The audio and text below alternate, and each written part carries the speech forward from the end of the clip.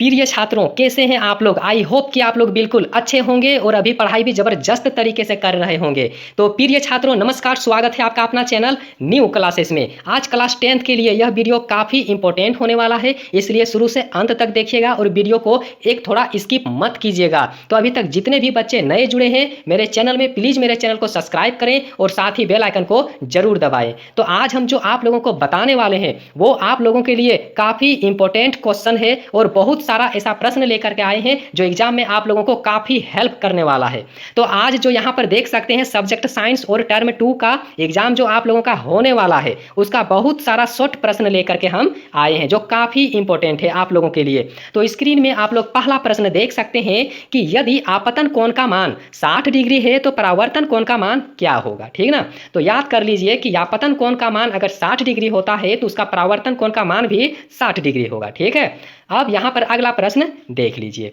यदि वक्रता त्रिज्या का मान 54 सेंटीमीटर है तो उसकी फोकस दूरी क्या होगी। ठीक ना, देख लीजिए, यदि वक्रता त्रिज्या का मान 54 सेंटीमीटर होता है तो उसकी फोकस दूरी क्या होना चाहिए, उसका आधा होगा। ठीक ना, 27 सेंटीमीटर होगा। ठीक है, अगला प्रश्न देख लीजिए। नेत्र के किस भाग में प्रतिबिंब का निर्माण होता है। तो नेत्र के किस भाग में प्रतिबिंब का निर्माण होता है, तो याद रखिए दृष्टि पटल पर होता है। अगला प्रश्न देख लीजिए। मानव नेत्र का दूर बिंदु क्या होता है, मतलब मानव कितना दूर तक देख सकता है, तो इसका कुछ भी मतलब अनगिनत तक वो देख सकता है। ठीक ना, कुछ कहना मुश्किल है। ठीक ना, अगला प्रश्न देख लीजिए। दिए गए किस जैव प्रक्रम से हमें ऊर्जा मिलती है, तो याद रखिएगा श्वसन से। ठीक ना, अगला प्रश्न देख लीजिए। जंग लगना किस प्रकार की अभिक्रिया है, तो देखिए जंग लगना किस प्रकार की अभिक्रिया है, तो याद रखिएगा संयोजन अभिक्रिया है। ठीक है, नेक्स्ट प्रश्न देख लीजिए।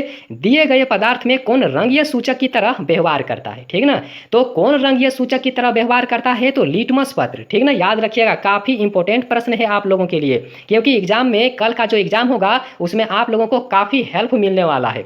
अगला प्रश्न यहाँ पर देख सकते हैं कि खट्टे फल में कौन सा अम्ल पाया जाता है, तो याद रखिएगा जितने भी खट्टे फल होते हैं उसमें सिट्रिक अम्ल पाया जाता है। ठीक ना, अगला प्रश्न देख लीजिए कि कोई विलयन नीले लिटमस को लाल कर देता है तो इसका पीएच मान क्या होगा। ठीक ना, तो इसका पीएच मान कितना होगा, तो 2 होगा। ठीक है, अगला प्रश्न देख लीजिए। अमीबा अपने किस अंग में भोजन का पाचन करता है, तो अमीबा किस अंग में भोजन का पाचन करता है, याद रखिएगा खाद्य रिक्तिका में। ठीक है, अगला प्रश्न देख लीजिए। किस जीव में प्राणी समभोजी पोषण होता है, तो याद रखिएगा अमीबा में होता है। ठीक है, अगला प्रश्न देख सकते हैं कि उत्सर्जन तंत्र की क्रियात्मक इकाई क्या है। ठीक ना, उत्सर्जन तंत्र की क्रियात्मक इकाई क्या है, तो याद रखिए वृकाणु होगा इसका आंसर। ठीक है, अगला प्रश्न देख लीजिए। निम्नलिखित में कौन एक लिंगी पौधा है। ठीक ना, कौन एक लिंगी पौधा है, तो याद रखिएगा पपीता एक लिंगी पौधा है। ठीक है, अगला प्रश्न देख लीजिए। निम्नलिखित में कौन नवीकरणीय ऊर्जा स्रोत है। ठीक ना, कौन नवीकरणीय ऊर्जा स्रोत है, तो याद रखिएगा सौर ऊर्जा होगा। ठीक ना, अगला प्रश्न देख लीजिए। काल्पनिक प्रतिबिंब होता है, काल्पनिक प्रतिबिंब होता है कैसा होता है, तो याद रखिए सीधा होता है। ठीक ना, अगला प्रश्न देख लीजिए। निम्नलिखित में कौन सा प्राकृतिक सूचक है। ठीक ना, निम्नलिखित में कौन सा प्राकृतिक सूचक है, तो याद रखिएगा लिटमस पत्र इसका आंसर होगा। ठीक ना, अगला प्रश्न देख लीजिए।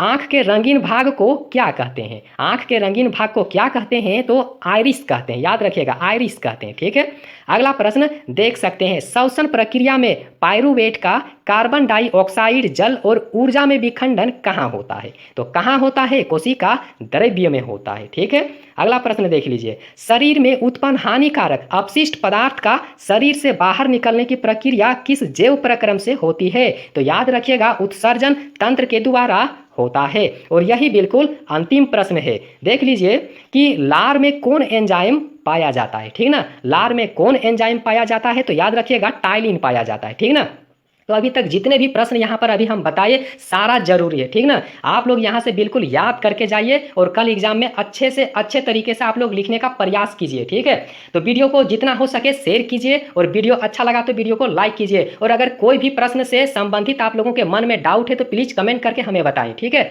और वीडियो देखने के लिए बहुत बहुत धन्यवाद।